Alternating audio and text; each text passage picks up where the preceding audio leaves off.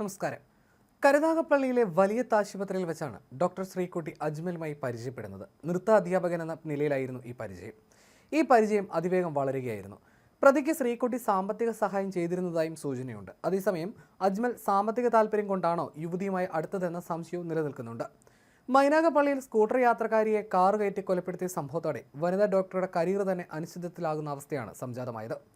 നേരത്തെ വിവാഹിതയായിരുന്ന ശ്രീകുട്ടി പിന്നീട് വിവാഹമോചനം നേടിയിരുന്നു. ഇതിനുശേഷമാണ് കരുനാഗപ്പള്ളിയിലെ വലിയ ആശുപത്രിയിൽ ജോലിക്കെത്തിയത്. കോയമ്പത്തൂരിൽ നിന്നാണ് ഇവർ മെഡിക്കൽ പഠനം പൂർത്തിയാക്കിയത്. കരുനാഗപ്പള്ളി റെയിൽവേ സ്റ്റേഷന് സമീപത്തെ ശ്രീകുട്ടിയുടെ വാടക വീട് കേന്ദ്രീകരിച്ച് സ്ഥിരം മദ്യസൽക്കാരം നടക്കാറുണ്ടായിരുന്നുവെന്നും വിവരമുണ്ട്.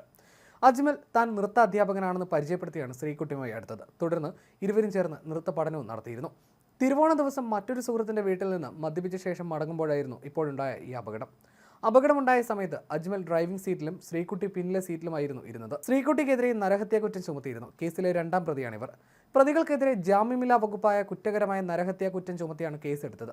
വാഹനമിടിച്ച് തെറിച്ചു വീണ സ്ത്രീയുടെ ശരീരത്തിലൂടെ മനഃപൂർവ്വം കാറ് കയറ്റി ഇറക്കി നിർത്താതെ പോവുകയായിരുന്നു എന്ന കണ്ടെത്തലിന്റെ അടിസ്ഥാനത്തിലാണ് നടപടി. കേസിൽ അജ്മൽ ഒന്നാം പ്രതിയും ഡോക്ടർ ശ്രീകുട്ടി രണ്ടാം പ്രതിയുമാണ്. വാഹനം നിർത്താതെ ഓടിച്ചു പോകാൻ അജ്മലിനോട് പറഞ്ഞത് ശ്രീകുട്ടിയാണെന്ന ദൃക്സാക്ഷികളുടെ മൊഴിയുടെ അടിസ്ഥാനത്തിൽ പ്രേരണ കുറ്റമാണ് ഇവർക്കെതിരെ ചുമത്തിയത്. കൂടാതെ ഡോക്ടറായിട്ടും അപകടത്തിൽപ്പെട്ടയാളെ രക്ഷിക്കാനോ പ്രാഥമിക ശുശ്രൂഷ പോലും നൽകാനോ ശ്രമിക്കാതെ കർത്തവ്യം മറന്ന് മരണത്തിലേക്ക് തള്ളിവിട്ടു എന്നതും കുറ്റകൃത്യത്തിന്റെ ഗൗരവം വർദ്ധിപ്പിക്കുന്നു. അതേസമയം കേസിൽ പ്രതികളെ കസ്റ്റഡിയിൽ വിട്ടുകിട്ടാൻ പോലീസ് അപേക്ഷ നൽകും. ശാസ്താംകോട്ട പോലീസ് ഇന്നോ നാളെയോ അപേക്ഷ സമർപ്പിക്കാനാണ് സാധ്യത. പ്രതികളായ അജ്മലിനെയും ഡോക്ടർ ശ്രീകുട്ടിയും ശാസ്താംകോട്ട കോടതി 14 ദിവസത്തേക്ക് റിമാൻഡ് ചെയ്തിരുന്നു. പ്രതികളെ കസ്റ്റഡിയിൽ വാങ്ങി അപകട സ്ഥലത്തടക്കം എത്തിച്ച് തെളിവെടുപ്പ് പൂർത്തിയാക്കും. പ്രതിക്ക് ഒളിവിൽ കഴിയാൻ മറ്റാരെങ്കിലും സഹായം നൽകിയിട്ടുണ്ടോ എന്നും അന്വേഷിക്കും. അജ്മൽ ക്രിമിനൽ പശ്ചാത്തലമുള്ളയാളാണെന്ന് റൂറൽ എസ് പി സ്ഥിരീകരിച്ചു. ഇയാൾ ചന്ദനക്കടത്ത്, വഞ്ചന കേസ് ഉൾപ്പെടെയുള്ള കേസുകളിൽ പ്രതിയാണെന്നും എസ് പി അറിയിച്ചു. കാറിടിച്ച് റോഡിലേക്ക് തെറിച്ചു വീണ സ്കൂട്ടർ യാത്രക്കാരുടെ ശരീരത്തിലൂടെ മദ്യലഹരിയിലായിരുന്ന യുവാവ് നാട്ടുകാരുടെ മുന്നറിയിപ്പും നിലവിളികളും അവഗണിച്ച് വാഹനം കയറ്റിയിറക്കി കൊലപ്പെടുത്തിയ സംഭവം നടക്കുന്നതായിരുന്നു. മൈനാഗപ്പള്ളി പഞ്ഞിപ്പുല്ലുംവിള നൌഷാദിന്റെ ഭാര്യ കുഞ്ഞുമോളാണ് ദാരുണമായി മരിച്ചത്. ഹ്യുണ്ടായി ഇയോൺ കാറാണ് അപകടമുണ്ടാക്കിയത്. ചന്ദന മരക്കടത്തടക്കം നിരവധി കേസുകളിൽ പ്രതിയാണ് അജ്മലും ശ്രീകുട്ടിയും സംഭവ ദിവസം മദ്യപിച്ചിരുന്നതായി വൈദ്യപരിശോധനയിൽ കണ്ടെത്തി. തിരുവോണ ദിവസം വൈകിട്ട് 5:47 മൈനാഗപ്പള്ളി ആനൂർക്കാവ് ജംഗ്ഷനിലായിരുന്നു അപകടം. നബിദിനം പ്രമാണിച്ച് ഭർതൃ സഹോദരന്റെ ഭാര്യയായ ഫൗസിയയ്ക്കൊപ്പം ആനൂർക്കാവിലെ വസ്ത്രശാലയിൽ നിന്ന് പുതുവസ്ത്രങ്ങൾ വാങ്ങി വീട്ടിലേക്ക് മടങ്ങിയായിരുന്നു കുഞ്ഞുമോൾ.